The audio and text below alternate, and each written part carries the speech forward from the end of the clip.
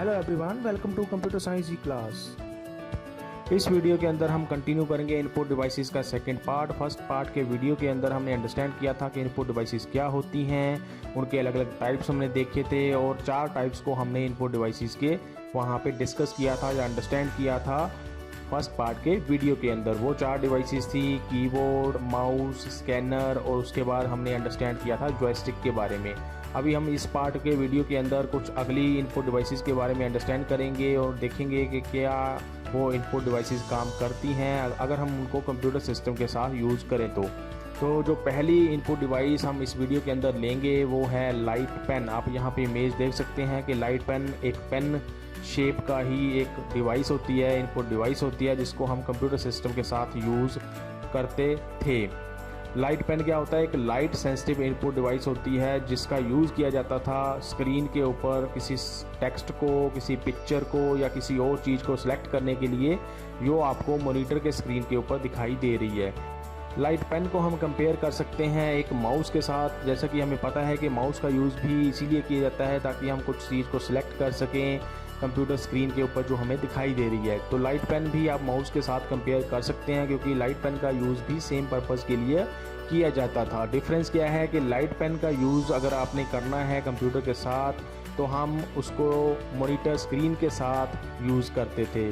हम क्या करते थे कि लाइट पेन को कंप्यूटर के साथ अटैच कर देते थे और अगर हमने कंप्यूटर स्क्रीन के ऊपर कुछ चीज़ सेलेक्ट करनी होती थी तो लाइट पेन का यूज़ करके हम उस जगह पे उसको लेके जाते थे जिस जगह पे हमें स्क्रीन के ऊपर कोई चीज़ दिखाई दे रही है और उसको हम सेलेक्ट करना चाहते हैं। जैसे कि आप सेकंड इमेज में देख सकते हैं कि लाइट पेन का यूज़ किया जा रहा है और लाइट पेन को मॉनिटर की स्क्रीन के साथ टच करके उस चीज़ को सिलेक्ट करने की कोशिश की जा रही है या कुछ ड्राइंग की जा रही है जहाँ पे भी कोई काम करना होता है। तो ये एक लाइट पेन का यूज़ है, पर्पज़ है कि कैसे उसको यूज़ किया जाता है। अगर हमें पता ही है कि माउस का यूज़ हम ऐसे नहीं करते हैं। माउस का यूज़ हम करते हैं टेबल के ऊपर रख के या माउस पैड के ऊपर रख के और वहीं पे उसको मूव किया जाता है। लेकिन अगर आपने स्क्रीन के ऊपर कोई चीज़ सेलेक्ट करनी है लाइट पेन का यूज़ करके तो स्क्रीन के साथ ही लाइट पेन को यूज़ किया जाता था, जैसे कि आप सेकंड इमेज में देख सकते हैं। जो लाइट पेन्स होते हैं वो सिर्फ CRT बेस्ड स्क्रीन के साथ काम कर सकते हैं, CRT बेस्ड मॉनिटर के साथ काम कर सकते हैं। उनको हम LCD स्क्रीन के साथ या LCD मॉनिटर के साथ यूज़ नहीं कर सकते हैं। अब ये CRT मॉनिटर कौन से होते हैं ये आप थर्ड इमेज में देख सकते हैं कि CRT मॉनिटर्स जो होते हैं वो कैसे होते हैं देखने में। ये CRT मॉनिटर है जो आप थर्ड इमेज में यहाँ पे आप देख सकते हैं और जो चौथी इमेज आप यहाँ पे देख रहे हो वो होता है एक LCD मॉनिटर जिसके साथ जो लाइट पेन है वो काम नहीं करता है क्योंकि लाइट पेन जो है वो CRT से जो भी लाइट एमिट होती है या इलेक्ट्रॉन्स एमिट होते हैं उसी के बेस के ऊपर कोई भी चीज़ सेलेक्ट करता है स्क्रीन के ऊपर और उसके सिग्नल जो है वो कंप्यूटर को सेंड करता है कि कौन सी लाइट के पिक्सल या फिर रेज या फिर इलेक्ट्रॉन्स को उसने सेलेक्ट किया है स्क्रीन के ऊपर। उसके हिसाब से कंप्यूटर को सिग्नल भेज के लाइट पेन का यूज़ किया जाता था। तो जो लाइट पेन है ये CRT मॉनिटर्स के साथ ही काम कर सकते थे। जो लाइट पेन्स होते थे ये इन्वेंट किए गए थे 1955 के अंदर या फिर 1960s के अंदर।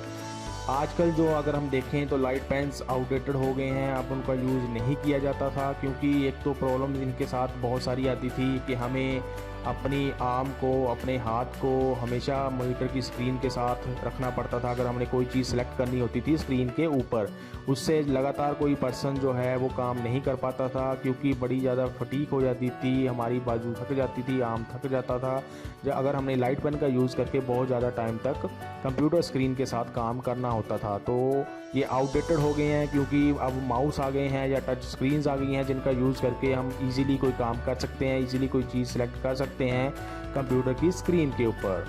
तो ये थे लाइट पेन्स जो बड़े पुराने टाइम के अंदर यूज़ किए जाते थे जब माउस या फिर टच स्क्रीन्स इनपुट डिवाइसेस नहीं होती थी कोई चीज़ सेलेक्ट करने के लिए कंप्यूटर के साथ। नेक्स्ट इनपुट डिवाइस हम यहाँ पे देखेंगे वो होती है टच स्क्रीन। टच स्क्रीन का मोस्टली हमें पता ही है कि टच स्क्रीन क्या होती है। आप मोबाइल फ़ोन्स का यूज़ करते हैं, स्मार्टफोन्स का हम यूज़ करते हैं तो स्मार्टफोन्स के अंदर मोस्टली जो अगर आप देखें तो वो टच स्क्रीन आती है। टच स्क्रीन का मतलब ये होता है जैसे कि आप यहाँ पे इमेज देख सकते हैं कि आप स्क्रीन को टच करके कोई चीज़ सेलेक्ट कर सकते हैं। तो टच स्क्रीन क्या होगी, एक ऐसी डिस्प्ले की डिवाइस होती है जिसको यूज़र जो है अपनी फिंगर से, अपनी उंगलियों से टच करके कोई चीज़ सेलेक्ट कर सकता है और उसके ऊपर उसके साथ काम कर सकता है।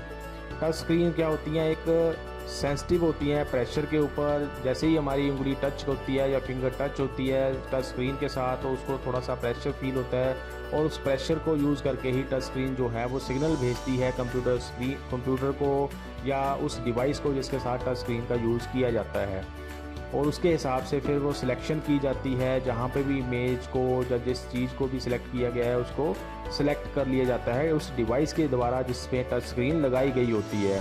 तो बाई टचिंग यूज़र जो है स्क्रीन के साथ टच करके उसको कंप्यूटर को या किसी और डिवाइस को सिग्नल भेजता है और वो चीज़ सेलेक्ट हो जाती है उस डिवाइस के ऊपर, उस डिस्प्ले के ऊपर जहाँ पे हमने अपनी फिंगर को टच किया होता है।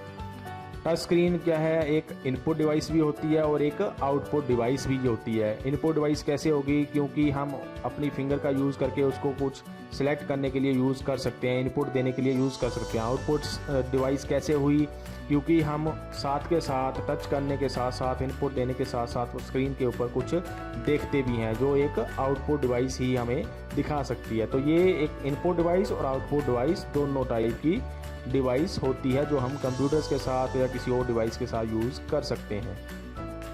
जो इनपुट डिवाइस टच स्क्रीन होती है उसको आप एज अल्टरनेट यूज़ कर सकते हैं माउस के। अगर आपने माउस यूज़ नहीं करना है तो आप टच स्क्रीन का यूज़ करके आसानी से सिग्नल भेज सकते हो या कोई चीज़ सेलेक्ट कर सकते हो किसी भी डिवाइस के साथ। तो एज अल्टरनेटिव हम माउस के इसको देख सकते हैं टच स्क्रीन को। टच स्क्रीन जो होती हैं वो बहुत सारी डिवाइसेस के साथ यूज़ करते हैं, जैसे कि मैंने आपको बताया मोबाइल फ़ोन्स के साथ यूज़ कर सकते हैं, कंप्यूटर्स के साथ यूज़ करते हैं या फिर टैबलेट्स के साथ यूज़ करते हैं, या और भी ऐसी कई सारी डिवाइसेस आती हैं जिनके साथ टच स्क्रीन को यूज़ किया जाता है। तो ये होती है टच स्क्रीन जिसके ऊपर हम अपनी फिंगर्स का यूज़ करके कोई चीज़ सेलेक्ट कर सकते हैं विदाउट यूजिंग माउस और लाइट पेन जो आपने पिछली इनपुट डिवाइस देखी। अगली अगर हम इनपुट डिवाइस के ऊपर चलें तो वो होता है डिजिटल कैमरा। डिजिटल कैमरा की इमेजेस आप यहाँ पे देख सकते हैं। अलग अलग टाइप के डिजिटल कैमरास हो सकते हैं और उनका यूज़ भी हम कर सकते हैं एज इनपुट डिवाइस अगर हमने कंप्यूटर को कुछ इनपुट देनी है। तो डिजिटल कैमरा क्या होता है, एक ऐसी इनपुट डिवाइस होती है जो इमेजेस को कैप्चर करने के लिए या फिर वीडियो को कैप्चर करने के लिए यूज़ की जाती है, और वो इमेजेस या वीडियोस जो हैं वो डिजिटल फॉर्म के अंदर स्टोर होती हैं उस कैमरा की मेमोरी के अंदर या फिर SD कार्ड जो उस मेमोरी के अंदर या कैमरा के अंदर लगाया होता है। जो डिजिटल कैमरास होते हैं वो एक इमेज सेंसर चिप को यूज़ करते हैं और उस इमेज सेंसर चिप के ऊपर जब लाइट पड़ती है तो उसके हिसाब से ही वो इमेजेस को या वीडियोस को कैप्चर करता है। तो डिजिटल कैमरास जो होते हैं वो फिल्म को यूज़ नहीं करते हैं। अगर हम पुराने टाइम की बात करें तो जो पहले कैमरास आते थे उनके अंदर फिल्म का यूज़ किया जाता था और उस फिल्म के ऊपर जब भी हम फ़ोटो कैप्चर करते थे तो वो एक इमेज बन जाती थी और उस इमेज को फिर हम आगे यूज़ करते थे अगर हमने फ़ोटो डेवलप करवानी होती थी। लेकिन डिजिटल कैमरा में ऐसा नहीं होता है, उसके अंदर फिल्म यूज़ नहीं की जाती है, रादर वहाँ पे इंटरनल मेमोरी को या फिर SD कार्ड को यूज़ किया जाता है इमेजेस को या वीडियोज़ को स्टोर करने के लिए।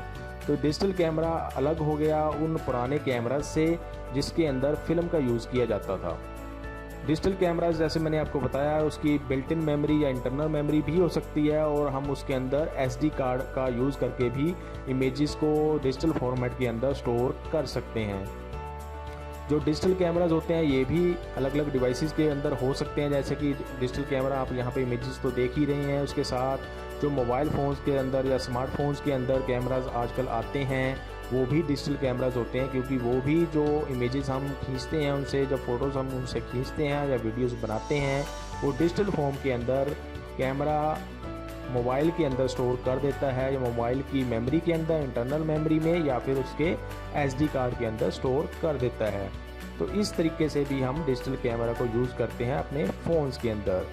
उसके बाद अगर हम बात करें तो डिजिटल कैमरा का यूज़ हम कैसे करते हैं फिर कंप्यूटर को इनपुट देने के लिए, तो जो डिजिटल कैमराज होते हैं उनको हम कनेक्ट कर सकते हैं अपने किसी भी कंप्यूटर सिस्टम के साथ, डिवाइस के साथ। किसके थ्रू, या तो आप USB यूज़ कर सकते हैं, डाटा केबल जिसको हम बोल देते हैं, या फिर आप वाईफाई का यूज़ करके कर सकते हैं कनेक्ट अपने कैमरा को कंप्यूटर सिस्टम के साथ। वाईफाई से अगर आपने कनेक्ट करना है तो आपके कैमरा के अंदर भी वाईफाई होना चाहिए और आपके कंप्यूटर सिस्टम के साथ भी वाईफाई होना चाहिए, तभी आप दोनों को वाईफाई से कनेक्ट कर पाएंगे। अदरवाइज़ आपको यूएसबी से कनेक्ट करना पड़ता है किसी भी कैमरा को अगर आपने कनेक्ट करना है कंप्यूटर सिस्टम के साथ। जब आप कनेक्ट कर लेते हैं दोनों को, उसके बाद हम जो भी डिजिटल कैमरा के अंदर फ़ोटोज़ या वीडियोज़ होती हैं उनको कन्वर्ट कर सकते हैं, ट्रांसफ़र कर सकते हैं कंप्यूटर सिस्टम के साथ और कंप्यूटर के अंदर उसको सेव करके रख सकते हैं। तो ये ऐसे हम इनपुट दे सकते हैं डिजिटल कैमरा का यूज़ करके किसी भी कंप्यूटर सिस्टम को, इसीलिए इसको इनपुट डिवाइस बोला जाता है। अगर हम आगे चलें तो नेक्स्ट जो इनपुट डिवाइस हम देखेंगे वो होता है VCR। VCR क्या होता है? एक बार कोड रीडर होता है, या फिर आप यहाँ पे इमेज देख सकते हैं कि देखने में कैसा होता है। आपने कई जगह पे इसको देखा भी होगा, जैसे कि हम बड़ी शॉप्स में जाते हैं या मॉल्स में जाते हैं, वहाँ से कुछ सामान परचेज करते हैं तो वो स्कैन करते हैं एक डिवाइस को लेके, और उस डिवाइस को ही बोला जाता है VCR या फिर बार कोड रीडर, जो आप यहाँ पे इमेज के अंदर देख सकते हैं। ये बार कोड रीडर क्या होता है? एक बार कोड को स्कैन करने के लिए यूज़ किया जाता है। इसके अंदर एक लाइट सोर्स होता है, एक लेंस लगा होता है, एक लाइट सेंसर लगा होता है जो उस बार कोड को स्कैन करने के लिए यूज़ किया जाता है। सेकंड इमेज में आप देख सकते हैं कि बार कोड क्या होता है। यहाँ पे एक कोड सा बना हुआ है, उसके ऊपर कुछ लाइंस बनी होती हैं। वो लाइंस कोई थोड़ी ज़्यादा विड्थ की होती हैं, थोड़ी कम विड्थ की होती हैं, थोड़ी कुछ बड़ी हो सकती हैं, कुछ छोटी हो सकती हैं। तो ये एक बार कोड होता है, इसको स्कैन करने के लिए VCR मशीन का यूज़ किया जाता है। बार कोड स्कैनर क्या करता है? ये इस बार कोड को स्कैन करता है और उसको इलेक्ट्रिकल पल्सेस के अंदर कन्वर्ट करके कंप्यूटर को ट्रांसफ़र कर देता है और कंप्यूटर फिर उसके ऊपर कुछ काम कर सकता है। तो ये भी एक इनपुट डिवाइस होती है जो हम यूज़ करते हैं किसी भी कंप्यूटर सिस्टम के अंदर। आप इसको कई जगह पे देख सकते हैं, जहाँ पे जैसे कि बड़ी शॉप्स हो गई या मॉल्स हो गए, जहाँ पे हम परचेजिंग करते हैं और परचेसिंग के बाद वो इन डिवाइसेस का यूज़ करके उनका जो प्राइस होता है उसको स्कैन कर सकती हैं और उसके हिसाब से उनकी मशीन के ऊपर वो जो बार कोड रीडर का यूज़ करके वो आसानी से कोई भी प्राइस डिटेक्ट कर सकते हैं अपनी मशीन के अंदर, कंप्यूटर के अंदर जो भी उन्होंने फीड करके रखा होता है। उसके बाद अगर हम आगे चलें तो जो बार कोड क्या होता है, जैसे कि मैंने आपको बताया, इसमें कई सारी लाइंस हो सकती हैं, जैसे कि आप इमेज में देख सकते हैं। सेकंड जो इमेज यहाँ पे लगी हुई है उसके अंदर डिफरेंट बिट्स की लाइंस हो सकती हैं, अलग अलग साइज़ की हो सकती हैं, जो एक तरह से डाटा को रिप्रेजेंट करती हैं। उसके अंदर डाटा होता है, उसके हिसाब से ही वो लाइंस जो हैं वो वहाँ पे उस बार कोड के अंदर बनाई जाती हैं। इस बार कोड को रीड करने के लिए इस बार कोड रीडर का यूज़ किया जाता है। तो ये भी एक इनपुट डिवाइस है जो हम यूज़ कर सकते हैं कंप्यूटर सिस्टम के साथ अगर हमें इसकी ज़रूरत है तो। अगर हम आगे चलें तो जो VCR होता है वो भी एक टाइप का स्कैनर हो गया। जैसे आपने स्कैनर पढ़ा हुआ है कि स्कैनर क्या करता है, आप डॉक्यूमेंट्स को स्कैन करने के लिए यूज़ करते हैं, तो VCR भी एक टाइप है स्कैनर का, लेकिन इसको हम बार कोड रीडर को ही स्कैन करने के लिए यूज़ करते हैं। आप नॉर्मल डॉक्यूमेंट्स को स्कैन करने के लिए बार कोड रीडर का यूज़ नहीं करते हैं या नहीं कर सकते हैं। अगली अगर हम इनपुट डिवाइस के ऊपर चलें तो वो होती है OCR। OCR क्या होता है? ये होता है ऑप्टिकल करैक्टर रिकॉग्निशन, या फिर आप इसको बोल सकते हैं ऑप्टिकल करैक्टर रीडर। आप इमेजेस देख सकते हैं कि कैसे ये दिखाई दे सकते हैं या कैसे देखने में हो सकते हैं। इसके अलावा अलग अलग टाइप के ये OCR भी आपको मिल सकते हैं। OCR क्या होता है? एक डॉक्यूमेंट को स्कैन करने का ये भी एक डिवाइस है। अगर आपने कुछ डॉक्यूमेंट है आपके पास, उसके ऊपर आप क्या लिखा गया है उसको डिजिटल फॉर्म में कन्वर्ट करना है और उसको आप एडिट करना चाहते हैं, या फिर उसको आप चाहते हैं कि आप उसके अंदर कोई चेंजेस कर सकें डॉक्यूमेंट के ऊपर जो भी लिखा गया है, तो उसके लिए फिर आपको पहले वो डॉक्यूमेंट जो है वो OCR का यूज़ करके उसको उस फॉर्म में कन्वर्ट करना पड़ता है, जिसके यूज़ करके फिर आप उस डॉक्यूमेंट को एडिट कर सकें। तो OCR क्या करता है? एक अल्फ़ा न्यूमेरिक कैरेक्टर्स को रीड करने के लिए, स्कैन करने के लिए यूज़ किया जाता है।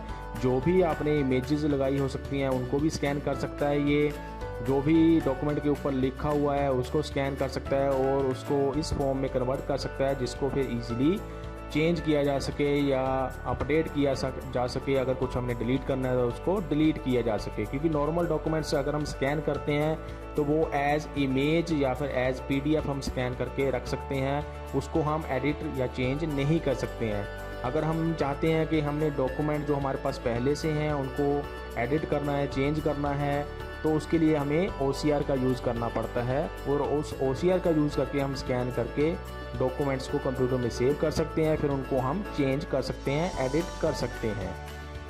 अगर हम बात करें OCR की वर्किंग की, काम कैसे करता है, तो OCR यूज़ करता है एक लो फ्रिक्वेंसी लाइट सोर्स को, जिसको यूज़ किए करके ये लाइट से हाईलाइट करता है उस डॉक्यूमेंट को जिसको हमने स्कैन करना होता है। अब ये लाइट का यूज़ करके रीड कैसे करता है, तो जो लाइट उस डॉक्यूमेंट के ऊपर पड़ती है या हाईलाइट होता है डॉक्यूमेंट, उस लाइट से उसमें से कुछ लाइट जो है वो डार्क एरियाज अब्जॉर्ब कर लेते हैं और जो बाकी वाइट एरिया होता है वहाँ से जो लाइट है वो रिफ्लेक्ट हो जाती है। जो रिफ्लेक्टेड लाइट होती है फिर उसको कैच कर लेता है ये OCR का डिवाइस, इनपुट डिवाइस, और उस रिफ्लेक्टेड जो लाइट को कैच करने के बाद ये OCR का डिवाइस जो है करैक्टर्स को रिकॉग्नाइज करता है, जो भी डॉक्यूमेंट के ऊपर हमने प्रिंट करके रखे होते हैं उनको आइडेंटिफाई करता है और कंप्यूटर के अंदर उसको सेव कर सकते हैं हम उसका यूज़ करके।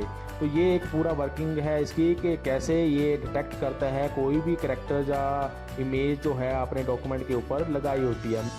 अगर ये जो लास्ट हमने यहाँ पे इनपुट डिवाइस देखनी है वो होती है MICR। आप यहाँ पे इमेज देख सकते हैं कि MICR क्या होता है या देखने में कैसा होता है। इसके अलावा अलग अलग टाइप का MICR हो सकता है। ये भी एक तरह से स्कैनर ही है। इसकी फुल फॉर्म होती है मैग्नेटिक इंक करैक्टर रिकॉग्निशन, या फिर रीडर भी आप इसको बोल सकते हैं। MICR जो होता है वो मेनली करैक्टर रिकॉग्निशन टेक्नोलॉजी को यूज़ करके बैंक्स के अंदर इसको ज़्यादा यूज़ किया जाता है। बैंक्स के अंदर डॉक्यूमेंट्स को, अलग अलग टाइप के डॉक्यूमेंट को स्कैन करने के लिए MICR का यूज़ किया जाता है, जैसे कि चेक हो गए या क्रैक कस्टमर की रिलेटेड इन्फॉर्मेशन होगी। उसके अलावा और कई सारे डॉक्यूमेंट्स होते हैं जो बैंक्स के अंदर MICR का यूज़ करके वो यूज़ करते हैं या उसको आइडेंटिफाई करते हैं या उसको स्कैन करते हैं। तो ये सारी इनपुट डिवाइसेस थी जो हमने यहाँ पे डिस्कस की पार्ट 1 के वीडियो के अंदर। और पार्ट 2 के वीडियो के अंदर आपको कोई भी इनपुट डिवाइस अगर आपने कंप्यूटर सिस्टम के साथ यूज़ करनी है तो आपको पहले उसके बारे में पता होना चाहिए